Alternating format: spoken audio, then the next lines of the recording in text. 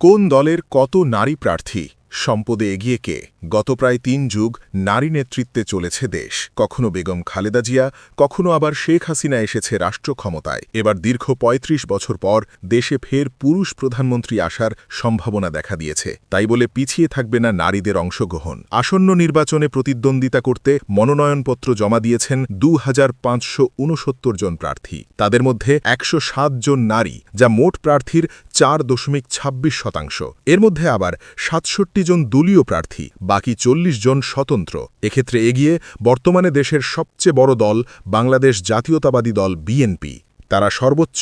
১১ জন নারী নেত্রীকে প্রার্থী হিসেবে বিভিন্ন আসনে মনোনয়ন দিয়েছে তাদেরই একজন ছিলেন বিএনপি চেয়ারপারসন বেগম খালেদা জিয়া তার মৃত্যুতে সংখ্যাটা কমে হয়েছে ১০ অন্যদিকে তরুণদের গঠিত এনসিপি তাদের ৪৪ প্রার্থীর মধ্যে ৩ জন নারীকে মনোনয়ন দিয়েছে যদিও দলটির একাধিক নারী প্রার্থী এরই মধ্যে পদত্যাগ করেছে সম্পদে কে এগিয়ে তুললে এক্ষেত্রে এগিয়ে বিএনপি নারী প্রার্থীদের মধ্যে সবচেয়ে সম্পদশালী মানিকগঞ্জ ৩ আসনে দলটির মনোনীতা আফরোজা খানম রীতা তার বার্ষিক আয় ১,৬০,৯৮,৬৩২ টাকা অস্থাবর সম্পদের বাজার মূল্য ৮৫,১৪,৫৯৮ টাকা স্বর্ণ আছে ১৬৪ ভরি স্থাবর সম্পদ রয়েছে ১১,৩৮,০০,০০০ টাকার ব্যাংক ঋণ ২০,২৭,৬১,৩৪৩ টাকা